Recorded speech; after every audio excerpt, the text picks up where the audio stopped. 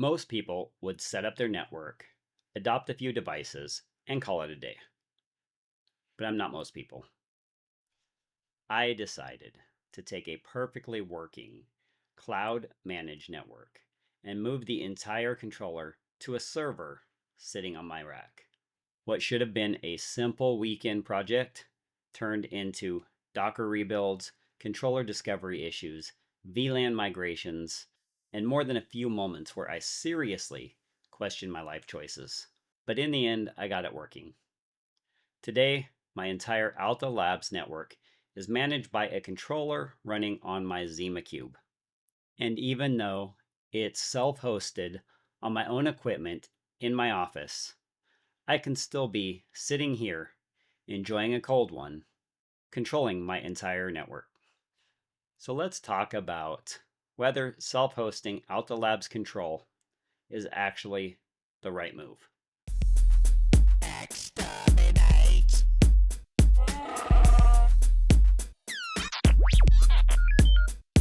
Bazinga!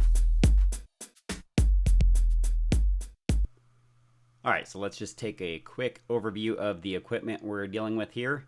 And what we have is the Alta Labs Not For Resale kit, and they have this available on their site.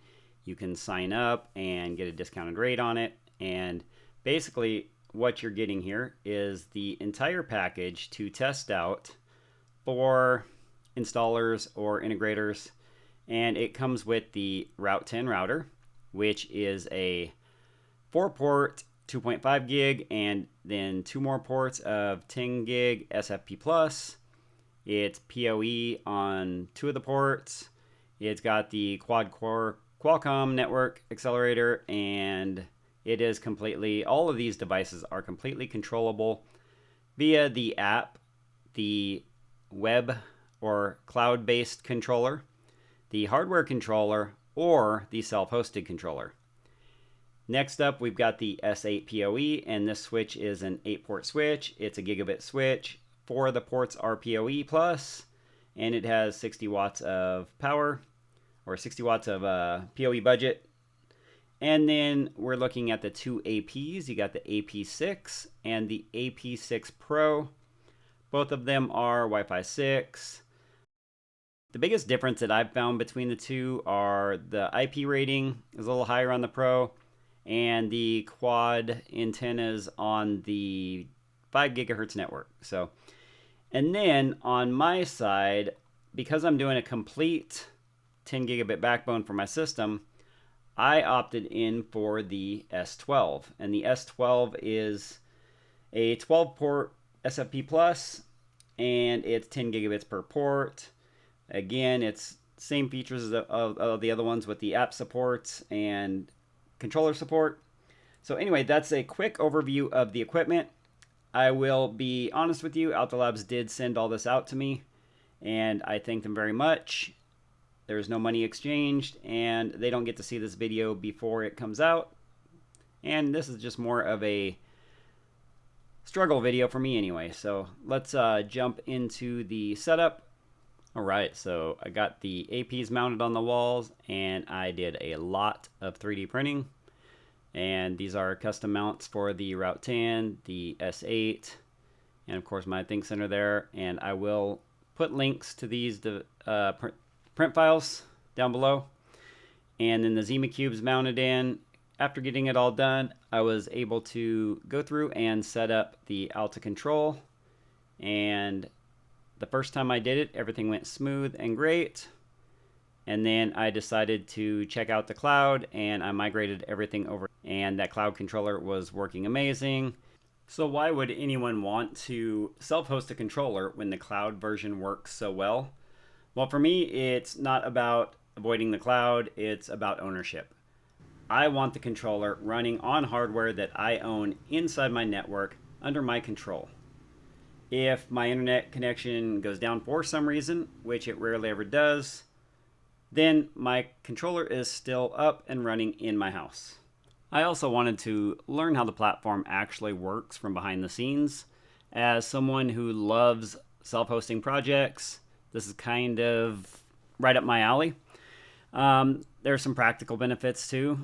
no dependency on the cloud service, local access. I get it incredibly fast. Everything stays on my own infrastructure. And because I already run services like Nextcloud, OpenWebUI, and I self-host a lot of applications, it's just what I want in my system. And the best part, I can still access it remotely using Tailscale, so I get the benefits of self-hosting without giving up remote management. But now we get to the fun part, because this is where everything stopped being simple. Originally, all of my devices were adopted through the cloud controller, no issues, everything just worked, no problems. Within 5 minutes, I was up and had a network running. But then I decided that was way too simple, and I wanted to self-host the controller. And that's where the adventure began. The controller wouldn't discover the devices, account didn't behave exactly the way expected, Docker containers needed to be rebuilt, networks need to be recreated. It was kind of a mess. At one point, I was convinced everything was just broken. It turns out it wasn't. I was. The reality is, when you move from the cloud-managed environment to a self-hosted controller, you're effectively creating a completely new controller identity. And if you don't remove the devices from your previous, the devices remember that. So the devices don't automatically understand what you're trying to do. They just know they were adopted somewhere else, and my Docker also knew that it had devices adopted to it in the past, so it got kind of weird, and I had to start over. A lot of learning, and ended up being a complete new controller install, and somehow managed to create multiple opportunities for things to stop working. But eventually everything came together. And honestly, that learning process is one of the biggest reasons I enjoy self-hosting, and I enjoy just making my life difficult.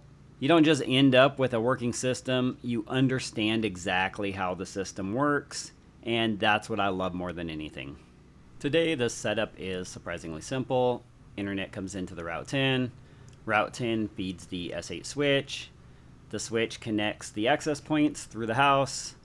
And the Alta controller runs directly on the ZimaCube. So it's self-hosted 100%. Everything is managed from a single dashboard.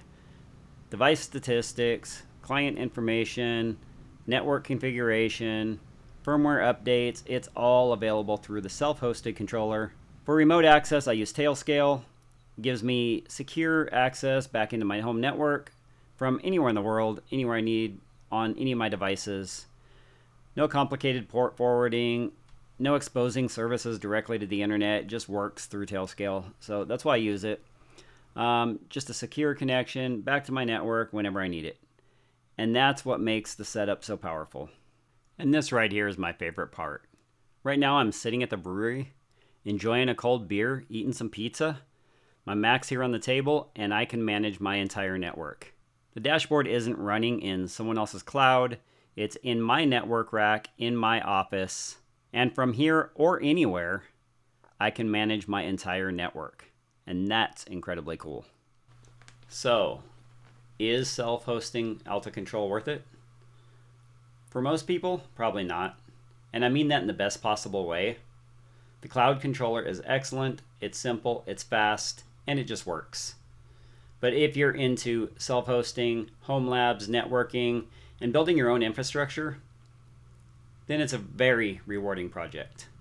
You'll learn a lot, you'll probably break a few things, you'll definitely spend more time on it than you planned, but that's the fun part. That's what we do this for. But in the end, you'll have a controller that runs on your equipment that you understand. And for people like me, that's the whole point. If you enjoyed this video, hit the like button, consider subscribing, and let me know in the comments. Would you consider hosting your own Alta Control, or would you go to the cloud? Let me know. God bless. Thank you all for watching. Have a great day.